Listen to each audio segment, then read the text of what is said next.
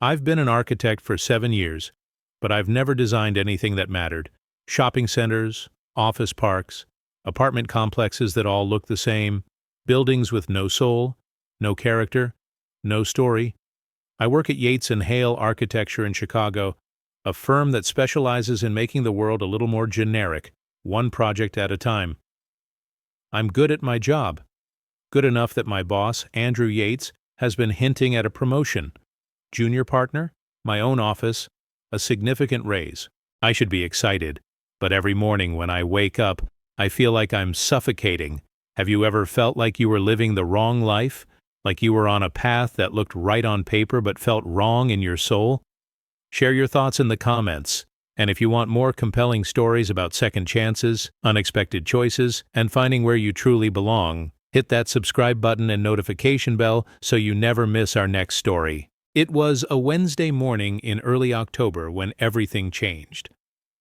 I was at my usual coffee shop, Brewster's, 2 blocks from my apartment, working on renderings for another soulless office building, trying to care about sight lines and parking ratios. The coffee shop was nearly empty. Just me, the barista, and an older woman sitting near the window. I didn't pay attention to her at first, just another customer. Then she stood up, walked over to my table. "Excuse me?" I looked up. She was in her late 60s, maybe. Gray hair pulled back, hands that trembled slightly, eyes that looked sad, deeply, profoundly sad. "Can I help you?" I asked. She sat down across from me without asking permission. "You don't know me," she said. Her voice was quiet, steady. "But I need to tell you something." I felt uncomfortable immediately. "I'm sorry, I don't." "In 3 days, something will happen. You'll have a choice to make." She leaned forward. "Choose the unexpected." I stared at her. "What?" "3 days. A choice. Choose the unexpected." She stood up. "That's all I needed to say." "Wait, what are you talking about?" But she was already walking toward the door. She paused at the threshold, looked back at me one more time, and then she was gone. I sat there confused, creeped out. What the hell was that? I tried to focus on work. Couldn't. That woman, her sad eyes, her trembling hands, 3 days. A choice. Choose the unexpected. It sounded like something from a bad movie. When I got to the office, I mentioned it to my colleague, Derek. "Dude, you got approached by a crazy person," he said, laughing. "Welcome to city living." She didn't seem crazy. She seemed, I don't know, certain. Certain she's crazy. Derek went back to his computer. Forget about it. But I couldn't. I tried to work, tried to focus on the office building project. But my mind kept drifting back to that woman. Choose the unexpected. What did that even mean? Andrew called me into his office that afternoon. "Travis, I wanted to give you a heads up. The partners are meeting next week. We're going to officially offer you junior partnership." I should have been thrilled. This was what I'd been working toward for 7 years. "That's great," I said. My voice sounded hollow even to me. Andrew noticed. "You don't seem excited." "No, I am. Just processing." "Travis, this is a big deal. Junior partner at 31? Most people don't make it until their 40s. "I know. Thank you, Andrew." But as I walked back to my desk, I felt nothing. I had dinner with my parents that evening. Paul and Marla Barrett, the people who adopted me when I was 6 months old. They're good people, the best people. They gave me everything. I've always known I was adopted. They never hid it, told me from the time I could understand. "You were chosen," Mom used to say. "We picked you because we loved you the moment we saw you." Over meatloaf and mashed potatoes, Mom asked, "You seem distracted, honey. Everything okay?" "Yeah, just work stuff." "Your father and I were talking. When are you going to start looking for a house?" "That apartment is too small. You need space. Maybe think about settling down." I was 31, single, living in a studio apartment. According to everyone, I was behind schedule on life. "Something weird happened yesterday," I said. "This woman approached me at the coffee shop." I told them about the encounter, the warning, the strange certainty in her voice. Dad frowned. "Sounds like a scam. Probably trying to set you up for something. Don't engage." "I'm not going to. It was just weird." Mom touched my hand. "There are a lot of troubled people in the city, sweetie. Just be careful." I nodded, but I couldn't shake the feeling that it wasn't a scam. It was something else, something I didn't understand yet. I woke up early the next day, anxious, heart pounding. Today is the day. I didn't know why I was so certain, but I was. I went to work, tried to act normal. Every time my phone rang, my heart jumped. At 2:47 p.m. it happened. Unknown number. I answered. "Hello? Mr. Travis Barrett?" "Yes. My name is Gerald Foster. I'm an attorney in Crescent Bay, Washington. I need to speak with you about an inheritance." My stomach dropped. "I'm sorry, what?" "You've inherited property from Dorothy Sullivan. Can you come to my office to discuss the details?" Dorothy Sullivan. I didn't know anyone named Dorothy Sullivan. "I think you have the wrong person." "Are you Travis Michael Barrett, born March 14th, adopted through Seattle Children's Services?" My mouth went dry. "Yes." "Then I have the right person. Mr. Barrett, this is sensitive. I'd prefer to discuss it in person. Can you fly out this week?" I don't understand. Who is Dorothy Sullivan?" A pause. "Then she's your biological grandmother." I called out sick the next day, booked a flight to Seattle for the next morning, rented a car, drove 2 hours to Crescent Bay, a small coastal town I'd never heard of. Gerald Foster's office was in a converted Victorian house downtown. He was in his 60s. Kind eyes, gentle voice. "Mr. Barrett, thank you for coming. I need to understand what's happening." He gestured to a chair, sat across from me, pulled out a file. "Dorothy Sullivan passed away 2 days ago. She left everything to you." "I don't know her." "I know, but she knew you." He opened the file, pulled out a photograph. My breath caught.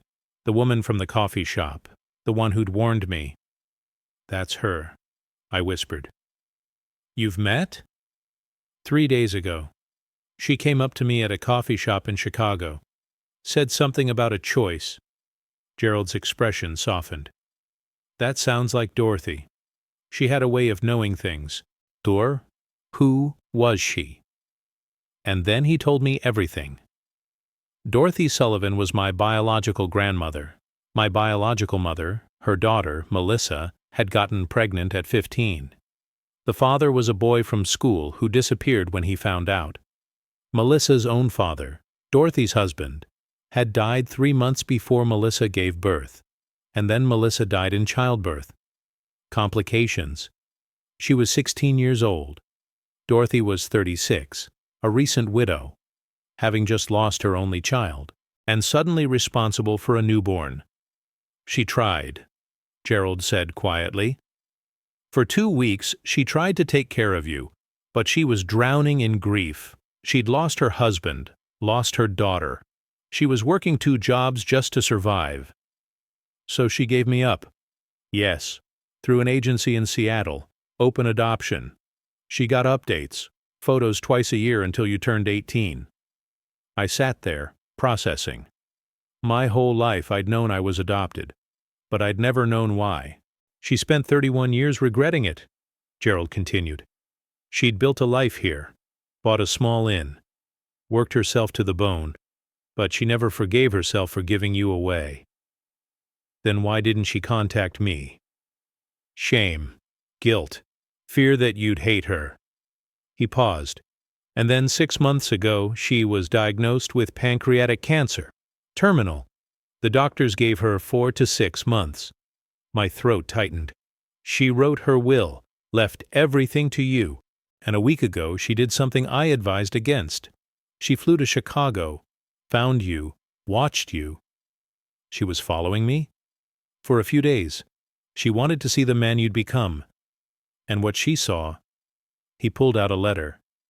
She wrote this the day she got back. He handed it to me. Dear Travis, I watched you for 5 days. Saw you go to work. Saw you sit alone at coffee shops. Saw the way you looked at buildings, not with love, but with resignation. You look so much like your mother. Her eyes. Her smile when you do smile, which isn't often enough. I'm dying. I have weeks, maybe days, and I need to do one thing before I go. I need to give you a choice. The choice I didn't give myself. I spent 31 years living a half-life, working, surviving, punishing myself. I built something here, an inn, a home, but I never let myself be happy, because I didn't think I deserved it. You're doing the same thing. I can see it. You're living someone else's idea of a good life, but you're not living your life. So I'm giving you everything. The inn, the property, the choice. You can sell it, take the money, go back to your safe, predictable life, or you can choose the unexpected. Come here, build something. Find out who you are when you're not trying to be what everyone expects.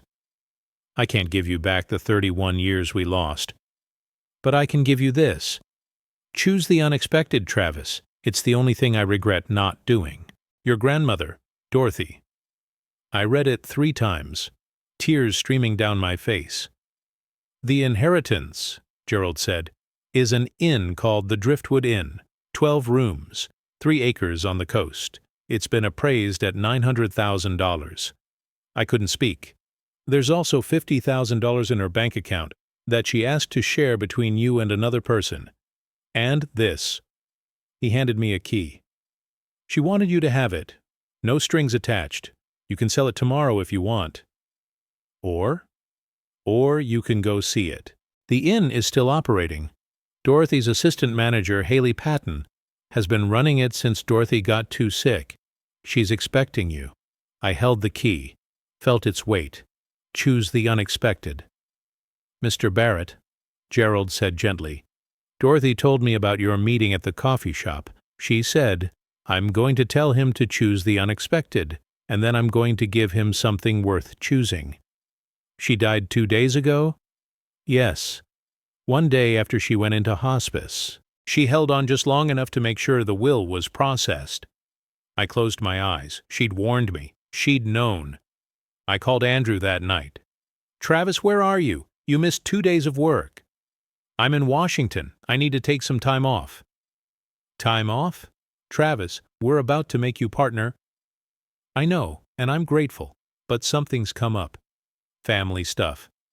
How much time? I don't know yet. A week. Maybe more. A long pause. Travis, if you're not serious about this partnership, I need to figure some things out, Andrew. I'll call you next week. I hung up before he could respond.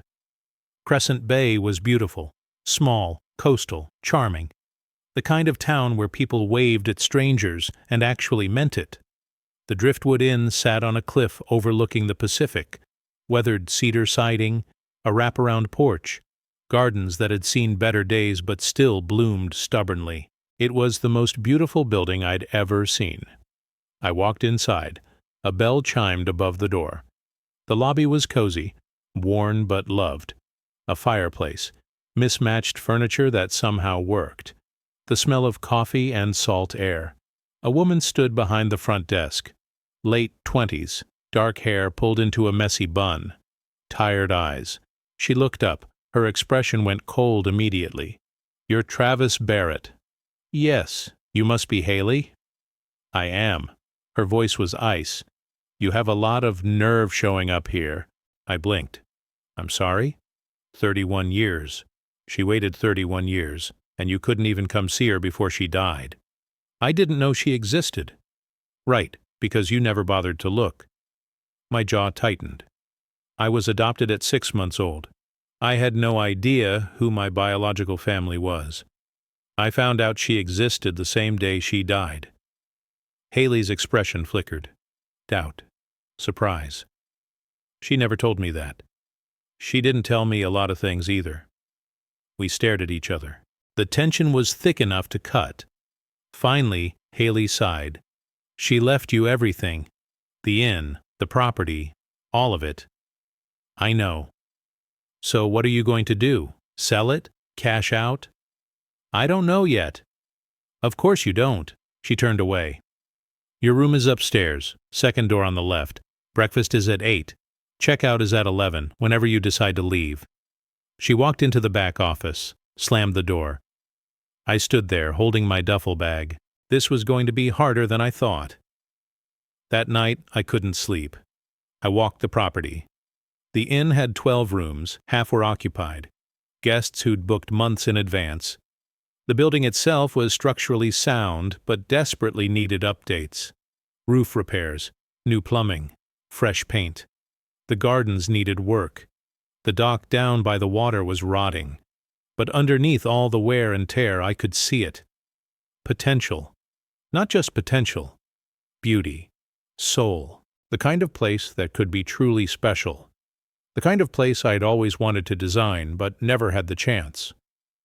The next morning, I found Haley in the kitchen. She was arguing with an older woman, Rita, the cook. We can't keep running this place on fumes, Haley was saying. The roof is leaking. The water heater died last week. We need... She saw me. Stopped talking. Morning, I said. Morning. Her tone was still cold. Can we talk? She hesitated, then nodded. We sat on the porch. Ocean waves crashed below. I'm not here to sell, I said. Haley looked at me. What? I'm not selling. Not yet, anyway. I want to understand what this place is first. Why? Because my grandmother gave it to me, and I think I owe it to her to at least try to understand why. Haley's expression softened slightly. You're an architect, right? Dot mentioned that. Yeah, how did she know? She kept track of you, had articles you'd written, projects you'd worked on. She was proud of you. My throat tightened. She didn't even know me. She knew enough. Haley looked out at the ocean. Dot took me in 8 years ago. I was 21. Broke. Running from a bad situation. She gave me a job, a room, a life, and half of the money she had in her bank account. She sounds like a good person. She was, but she was also sad. Every year on your birthday, she'd close herself in her room. Cry. She never told me why until she got sick. What did she say? She just said she'd made the hardest choice of her life, and she'd spent 3 decades wondering if it was the right one. Didn't give any details. We sat in silence. Finally, Haley said, If you're serious about not selling, we need help. The inn is barely holding together. I can see that. Can you fix it? I looked at the building, at the peeling paint, the sagging porch railing, the beauty underneath. Yes, I said. I think I can. I called Andrew the next day. I'm not coming back, I said. Travis, what are you talking about? I'm staying in Washington. I inherited an inn. I'm going to restore it. You're throwing away your career for a building? I'm an architect, Andrew. I've spent 7 years designing buildings I don't care about. This is a building I care about. You're making a mistake. Maybe, but it's my mistake to make. I hung up, and for the first time in years, I felt like I could breathe. Over the next 3 months, I threw myself into the inn. I hired Gordon, a local handyman, to help with the big repairs, re-roofed the building, fixed the plumbing, restored the porch, replanted the gardens. Haley watched skeptically at first, but as the work progressed, her attitude shifted. She started making suggestions, helping with design choices. We worked side by side, me with blueprints, her with operational knowledge. And slowly, something changed between us. The coldness thawed. We started talking, really talking. She told me about her life before Dorothy, the alcoholic father, the mother who looked the other way, the night she ran. I told her about growing up adopted, always feeling grateful but also wondering about my own history. On a rainy afternoon in January, I found a box in Dorothy's old office. Letters, dozens of them, all addressed to me, all unmailed. I sat on the floor, read every single one. Dear Travis, you're turning 5 today. I wonder what you look like. If you're happy. If you know you're loved. Dear Travis, you're starting high school. I hope you're finding your passion. Your mother loved to draw. Maybe you do too. Dear Travis, you graduated college. I'm so proud of you. Even though you'll never know me. 31 years of letters. I cried until I couldn't breathe. Haley found me there, sat down next to me, read one of the letters. She loved you, Haley said softly. She never stopped loving you. I wish I'd known her. Me too. Haley took my hand. But Travis, she gave you a choice, a chance to start over.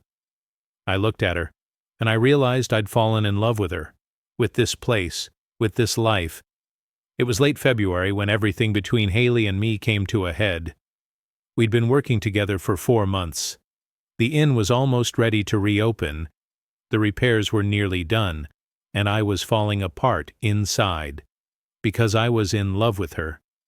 Completely, hopelessly, in love with Haley Patton, but I had no idea how she felt, and I was terrified to ask.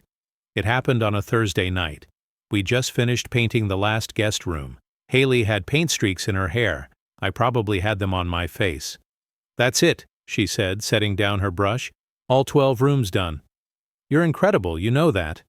She laughed. I'm covered in paint. Still incredible.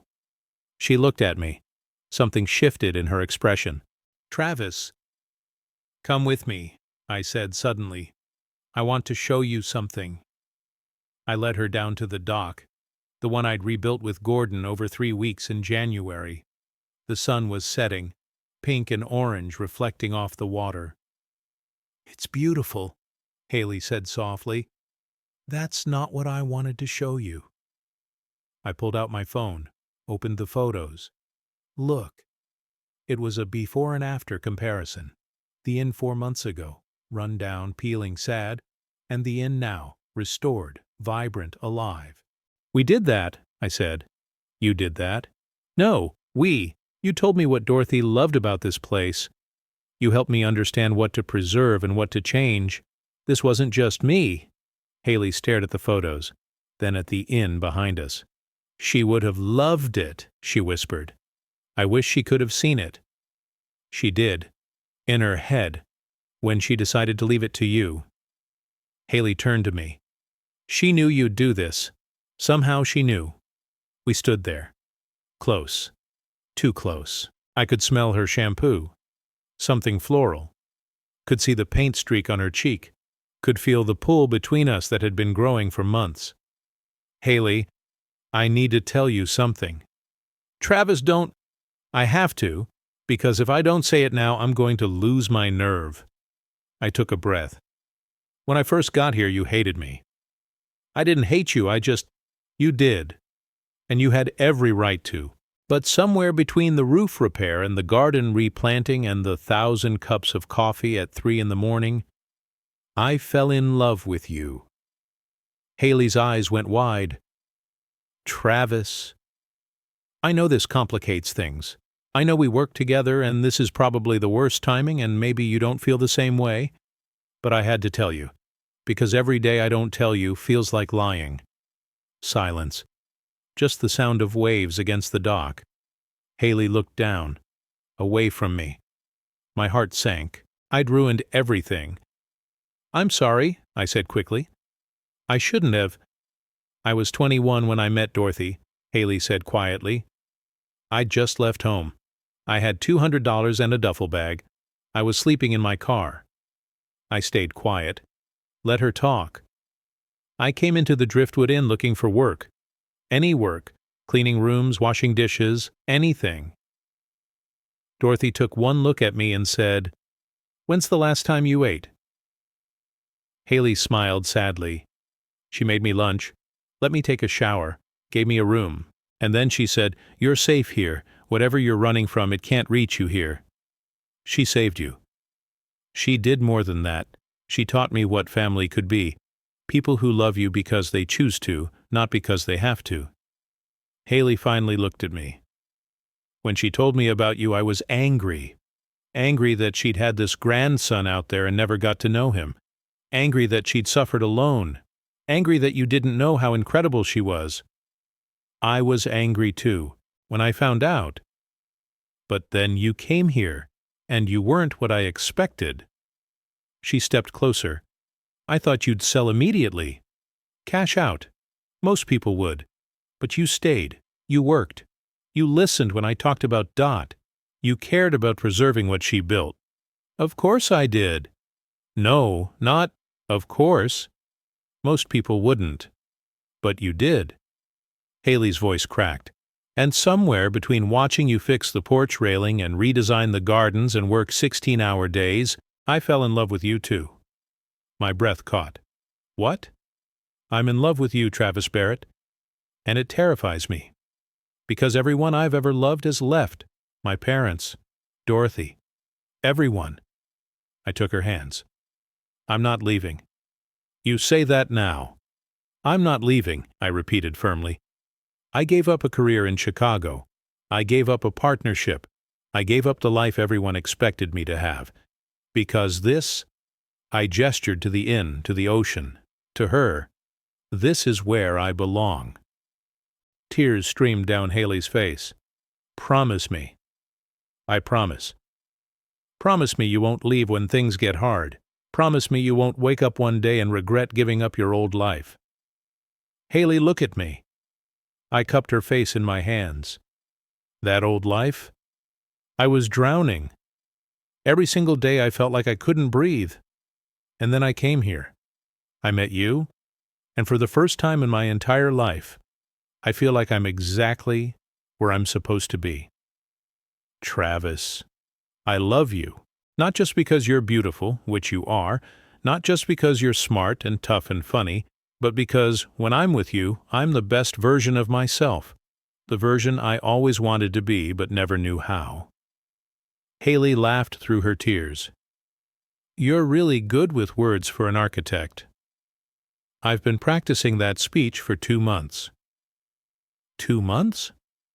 I've loved you since January, when you told Gordon his measurements were wrong and he tried to argue and you pulled out a tape measure and proved it. Haley laughed. That was a good day. Every day with you is a good day. She looked at me for a moment and then she kissed me. Her hands in my hair, my arms around her waist, the taste of salt air and paint and coffee, the feeling of coming home. When we finally pulled apart, Haley was smiling, really smiling, the kind of smile I'd only seen glimpses of before. So what happens now? She asked. Now we finish the inn. We open in April. We build something beautiful. Together. Together, she repeated. I like the sound of that. Me too. We stood there on the dock as the sun finished setting. The driftwood inn behind us, the Pacific stretching endlessly ahead. And I thought about Dorothy, about the choice she'd given me, choose the unexpected. I had. And it had led me here, to this place, to this woman, to this life, to exactly where I was always meant to be. April arrived, and so did the Driftwood Inn reopening, fully restored. 12 rooms, all updated, gardens in bloom. Dock rebuilt. We kept the name. Added a plaque. In memory of Dorothy Sullivan. My parents came for the opening. They were nervous at first, worried I'd regret giving up my career. But when they saw the inn, saw me with Haley, saw the way I smiled now, they understood. She would be so proud, Mom said, looking at Dorothy's photo in the lobby. I hope so, I said. 1 year after Dorothy died, I stood in the same coffee shop in Chicago where she'd approached me. I was back for a weekend, visiting friends, closing out my apartment lease. As I worked on my laptop, now designing custom projects for small inns and historic buildings, I felt something completely different from the feeling I had a year ago, something like full circle. Have you ever received advice that changed your entire life? Have you ever taken a risk that seemed crazy, but turned out to be exactly what you needed? Share your thoughts in the comments below. If this story about second chances, unexpected inheritances, and finding your true path moved you, please hit that like button and subscribe for more compelling stories about choosing the unexpected, honoring legacies, and discovering who you're meant to be. Don't forget to click the notification bell so you never miss our next story. Thanks for watching.